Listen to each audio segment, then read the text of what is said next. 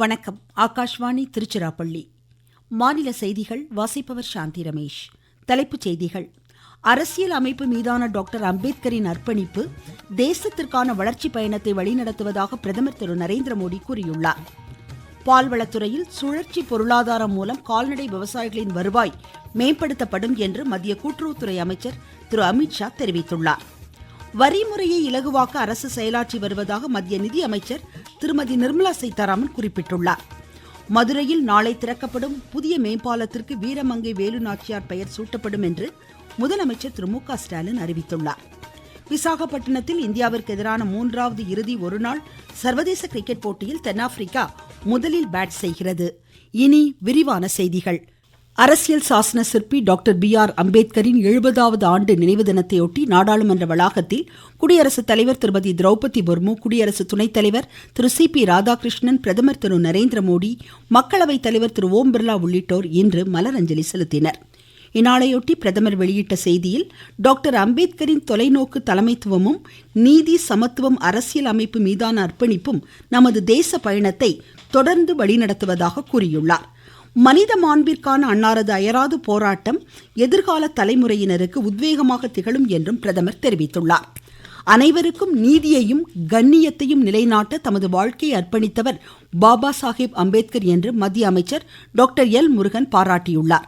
முதலமைச்சர் திரு மு க ஸ்டாலின் வெளியிட்ட செய்தியில், கல்வி என்னும் ஆயுதத்தால் அனைத்தையும் தகர்த்தெறிந்தவர் டாக்டர் B.R. அம்பேத்கர் என புகழாரம் சூட்டினார். நாட்டில் 5 ஆண்டுகளில் பால்வளத்துறையில் சுழற்சி பொருளாதாரம் மூலம் கால்நடை விவசாயிகளின் வருவாயை 20% அளவிற்கு உயர்த்த திட்டமிடப்பட்டிருப்பதாக மத்திய கூட்டுறவுத்துறை அமைச்சர் திரு அமித்ஷா கூறியுள்ளார். குஜராத் மாநிலம் சனாதர் பனாஸ் பால்வள ஆலை நிகழ்ச்சியில் இன்று உரையாற்றிய அமைச்சர், இந்த ஆலையில் செயல்படுத்தப்படும் பொருளாதார சுழல் திட்டம் அனைத்து மாநில பால்வள பிரிவுகளுக்கும் விரிவுபடுத்தப்படும் என்று குறிப்பிட்டார். வரி முறையை இலகுவாக்க அரசு செயலாற்றி வருவதாக மத்திய நிதி அமைச்சர் திருமதி நிர்மலா சீதாராமன் கூறியுள்ளார்.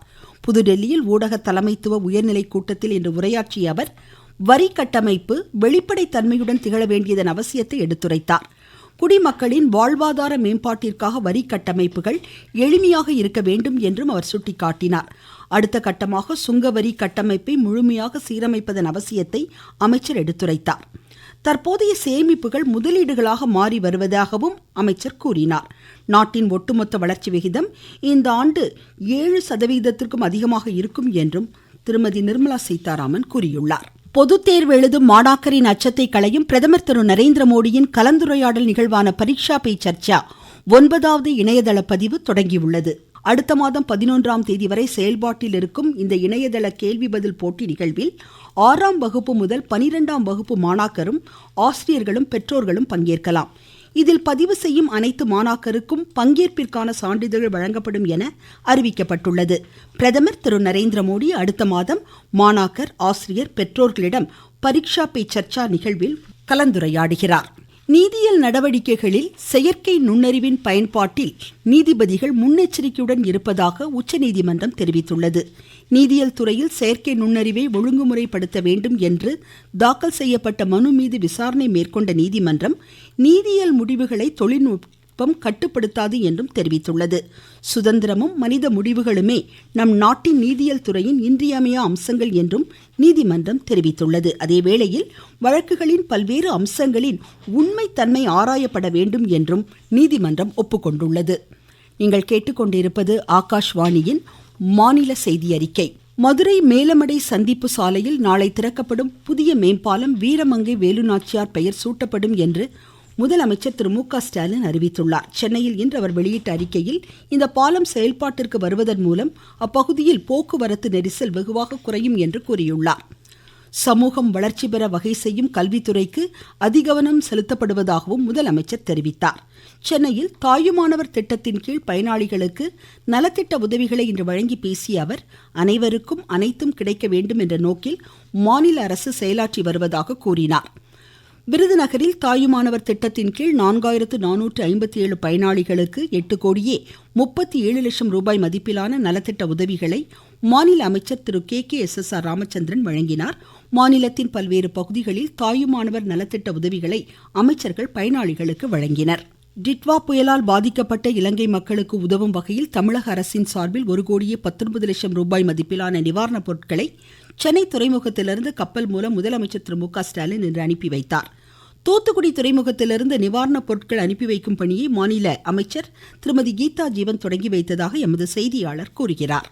இலங்கை மக்களுக்கு உதவிடும் வகையில் மத்திய அரசு இந்திய கடற்படை மூலமாக நிவாரணப் பணிகளை மேற்கொண்டது. அதனைத் தொடர்ந்து தமிழக முதலமைச்சர் தமிழகத்திலிருந்து நிவாரணப் பொருட்களை அனுப்பி வைக்கப்படும் என்று அறிவித்திருந்தார். தூத்துக்குடி துறைமுகத்திலிருந்து இன்று 300 டன் இடையிலான நிவாரணப் பொருட்கள் இந்திய கடற்படை SL 54 என்ற கப்பலில் அனுப்பி வைக்கப்பட்டன.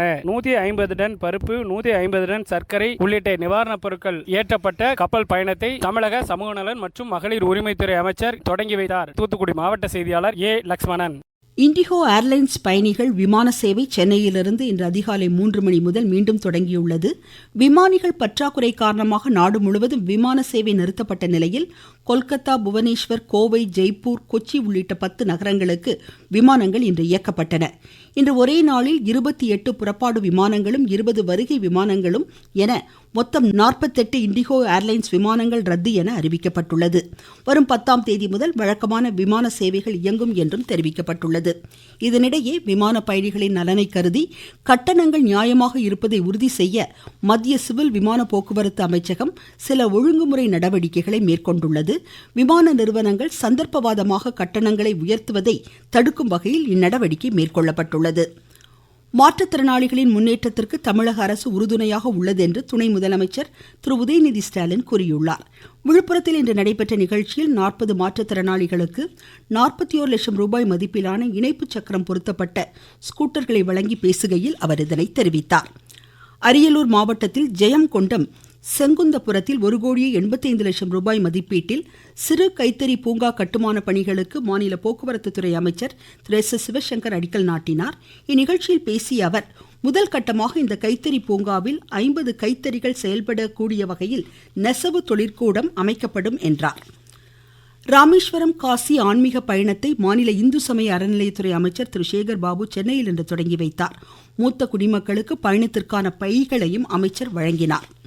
நாகை மாவட்டத்தில் 5,67,000 வாக்காளர்களில் 5,57,000 வாக்காளர்களுக்கு வாக்காளர் பட்டியல் சிறப்பு தீவிர திருத்த படிவங்கள் வழங்கப்பட்டுள்ளதாக ஆட்சித்தலைவர் திரு ஆகாஷ் கூறியுள்ளார். நாகை மாவட்டத்தில் 3 சட்டமன்ற தொகுதிகள் இருக்கின்றன. வேதாரண்யத்தில் 85% மேற்பட்ட படிவங்கள் இணையதளத்தில் அப்லோட் செய்திருக்கிறோம். கீழ்வேலூர் நாகப்பட்டினம் ஆன் த ப்ராசஸில் இருக்கிறது. பொதுமக்களிடம் என்ன வேண்டுகோள் என்றால், கடைசி நாள் வரைக்கும் காத்திருக்க கூடாது. ஏனென்றால் உடனுக்குடனே அதை கொடுத்தோம்னா அதை சரி பார்த்து அதில் ஏதாவது விவரங்கள் பூர்த்தி செய்ய வேண்டிய அவசியம் இருந்தால் அந்த விவரத்தை ஃபில் பண்ணி அப்லோட் பண்றதுக்கு கொஞ்சம் டைம் ஆகும். படிவங்களை பூர்த்தி செய்து உடனுக்குடன் கொடுத்தீங்கன்னா அதை சரி பார்த்து இணையதளத்தில் அப்லோட் செய்யறதுக்கு இருக்கும். திருவாரூர் மாவட்டத்தில் அண்மை மழை காரணமாக 33,000 ஏக்கர் நெற்பயிர்கள் பாதிக்கப்பட்டுள்ளதாக வேளாண் துறை தெரிவித்துள்ளது. இதுகுறித்து எமது செய்தியாளர்.